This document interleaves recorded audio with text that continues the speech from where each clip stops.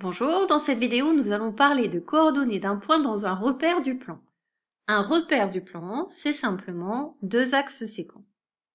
Pour que ce soit plus simple au collège, le premier axe, qu'on va appeler l'axe des abscisses, on va le dessiner horizontal. Et le deuxième axe, qui s'appelle l'axe des ordonnées, on va le dessiner vertical. Il est donc perpendiculaire à l'axe des abscisses. On dira plus tard qu'on a un repère orthogonal. Et pour que ce soit encore plus simple, pour commencer, on va choisir une graduation sur ces deux axes qui est la même. J'ai choisi la même unité sur l'axe des abscisses et l'axe des ordonnées. Et grâce à ce chapitre, on va réconcilier deux parties des mathématiques qui a priori sont différentes. La géométrie, un point c'est un objet géométrique, le plan aussi, et les nombres et calculs, puisque à chaque point, on va associer deux nombres qu'on va appeler coordonnées du point. Et ces deux nombres nous permettront de repérer précisément la position du point dans le repère. Pour bien comprendre tout ça, on va faire une analogie avec le jeu d'échecs. La pièce qu'on appelle la tour peut se déplacer sur l'échiquier uniquement horizontalement et verticalement. Elle ne peut pas faire de déplacement en diagonale. Et grâce à cette tour, on va comprendre comment lire les coordonnées d'un point dans un repère et comment placer un point dont on connaît les coordonnées.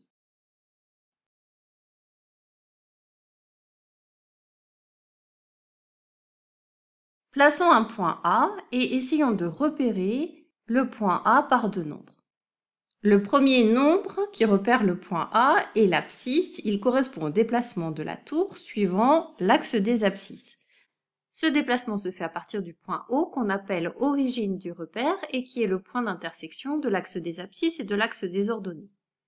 Une fois la tour placée, elle peut se déplacer en suivant la direction de l'axe des abscisses, soit dans le sens de la flèche, et dans ce cas-là, on dira que l'abscisse est positive, soit dans le sens opposé à la flèche, et dans ce cas-là, l'abscisse de A sera un nombre négatif. Dans cet exemple, pour rejoindre le point A, la tour se déplace dans le sens de la flèche. Elle se déplace de 4 graduations.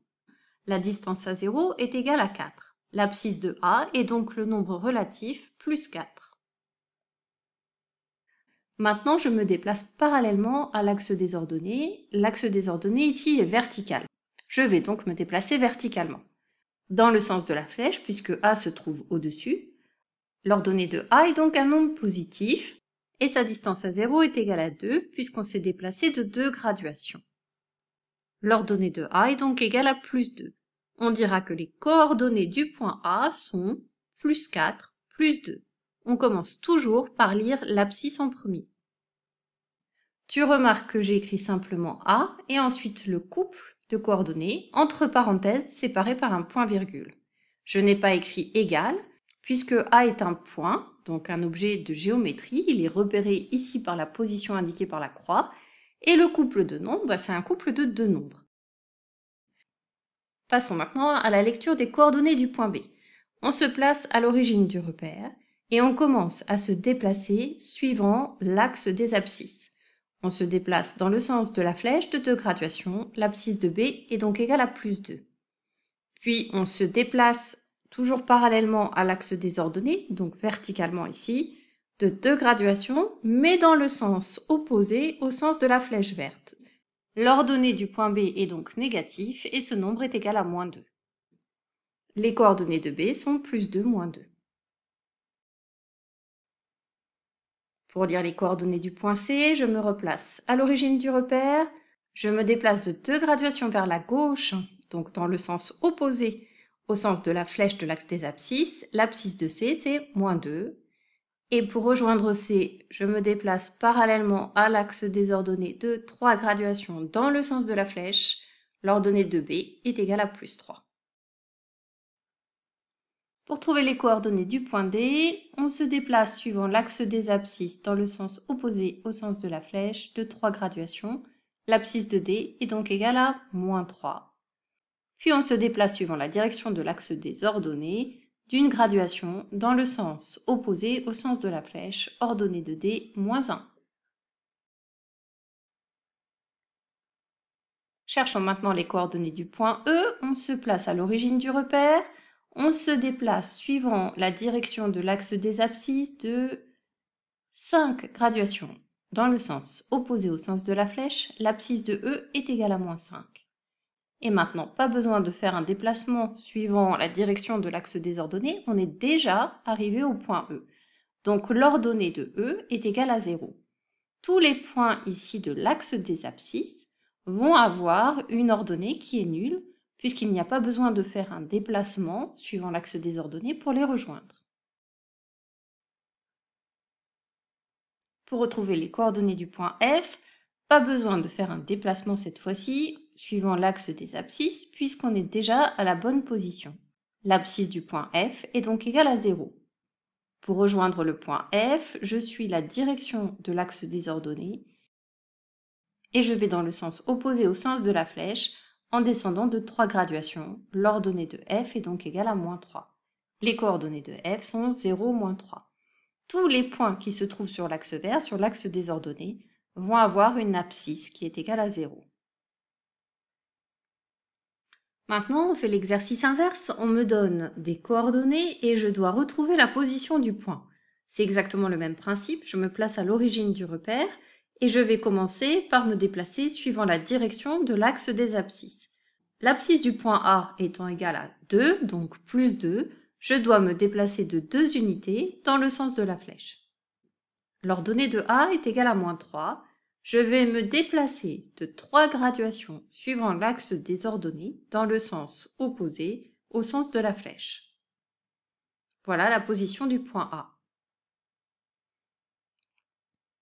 Pour placer le point B de coordonnées moins 2, moins 1, je me déplace suivant la direction de l'axe des abscisses de 2 unités dans le sens opposé au sens de la flèche, puisque l'abscisse est négative, puis d'une unité dans le sens opposé au sens de la flèche, puisque l'ordonnée est égale à moins 1. Voilà précisément la position du point B. Jusqu'à présent, j'ai choisi des coordonnées de points qui étaient des nombres entiers relatifs, pour que ce soit plus simple. On peut faire exactement le même raisonnement avec des nombres décimaux. Si je dois placer le point de coordonnées moins 0,5, moins 1,5, je commence par lire l'abscisse. L'abscisse est égale à moins 0,5. Ça signifie que je me déplace suivant la direction de l'axe des abscisses, dans le sens opposé au sens de la flèche, puisque l'abscisse est négative, d'une demi-unité, puisque la distance à 0 est égale à 0,5. Voilà le déplacement sur l'axe des abscisses. Maintenant, pour l'axe des ordonnées, l'ordonnée est égale à moins 1,5. Je me déplace dans la direction de l'axe des ordonnées, donc sur une parallèle à l'axe des ordonnées, d'une unité et demie dans le sens opposé au sens de la flèche. Voilà la position précise du point C. Plaçons maintenant le point D. L'abscisse de D est égale à plus 1,3. Je me déplace dans le sens de la flèche suivant la direction de l'axe des abscisses d'une unité et 3 dixièmes. Puis je regarde l'ordonnée du point D. L'ordonnée du point D, c'est moins 0,8.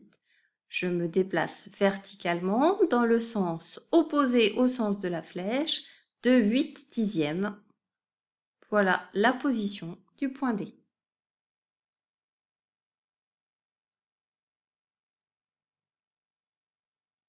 Maintenant, on va faire exactement cet exercice, mais sans les déplacements de la tour et sans le quadrillage.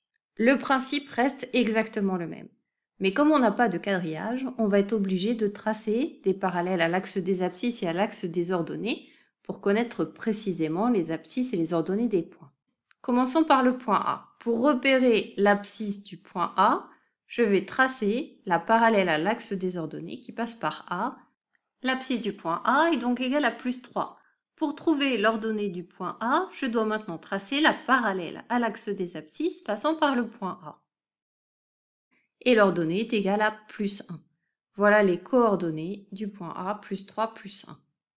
Ça correspond bien au déplacement de notre tour. Partant du point d'origine du repère, on se déplace d'abord suivant l'axe des abscisses de 3 unités dans le sens de la flèche, puis suivant la direction de l'axe des ordonnées dans le sens de la flèche d'une unité. Pour lire les coordonnées du point B, je commence par tracer la parallèle à l'axe des ordonnées passant par B. Ça me donne ici l'abscisse du point B.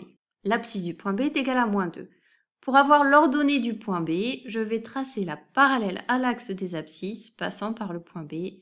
L'ordonnée du point B est égale à plus 3. Les coordonnées du point B sont moins 2, plus 3.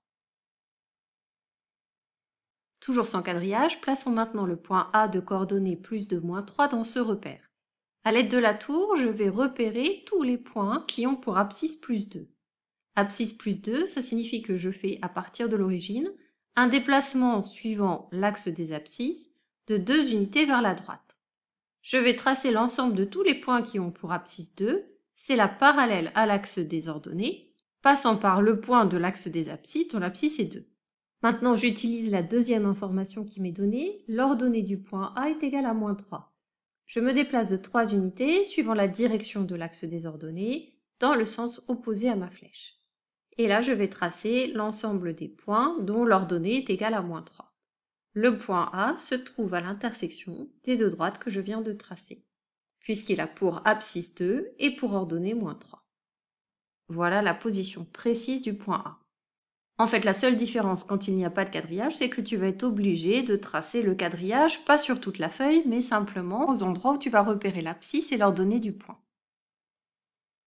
Cette vidéo est maintenant terminée. À bientôt!